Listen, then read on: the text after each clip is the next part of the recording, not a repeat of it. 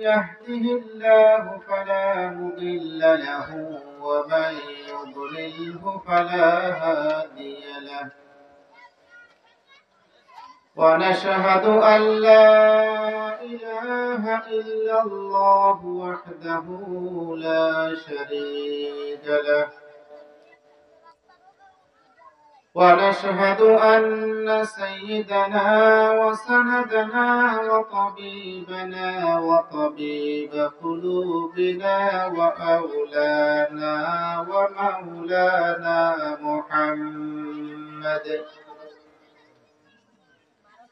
عبده ورسوله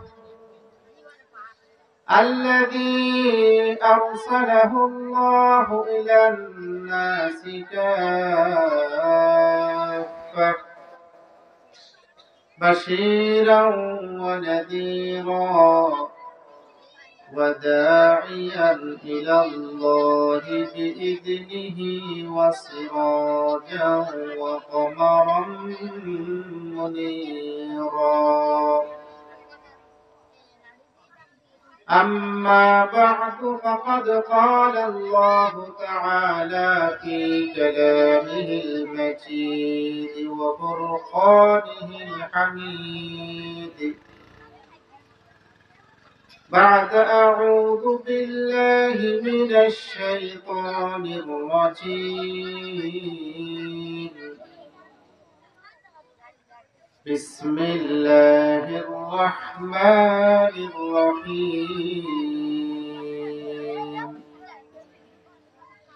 يا أيها الذين آمنوا اتقوا الله وكونوا مع الصادقين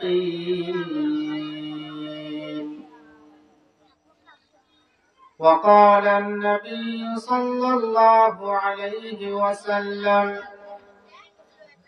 ألا إن في الجسد مضغة إذا صلحت صلح الجسد كله وإذا فسدت فسد الجسد كله ألا وهي القلب أو كما قال النبي عليه الصلاة والسلام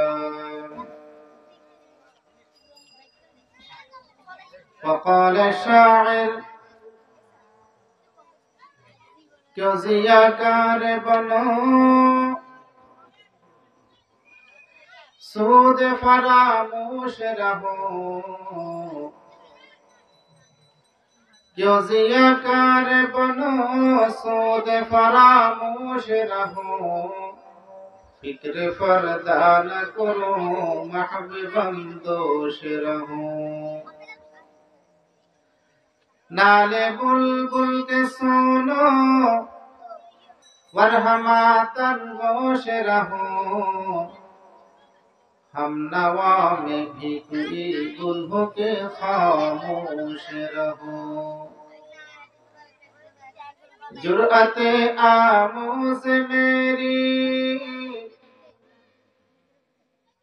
जुर्अते आमोज़ मेरी ताब सुखुन है मुझको शिकवा अल्लाह से खाकम बदहन है मुझको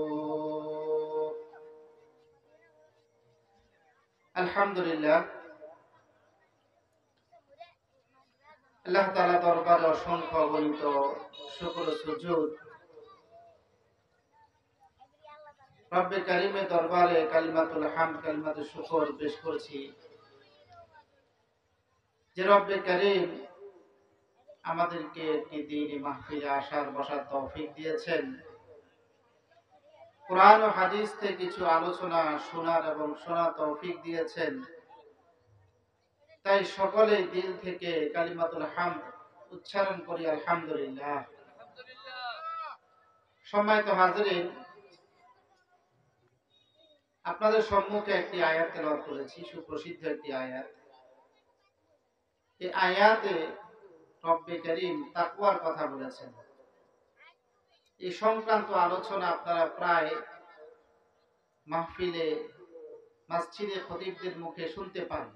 তাকওয়া একটি আরবি শব্দ, অর্থ হলো ভয়। আর একটু বিশ্লেষণ করলে অর্থ দাঁড়ায় আল্লাহকে ভয় করা।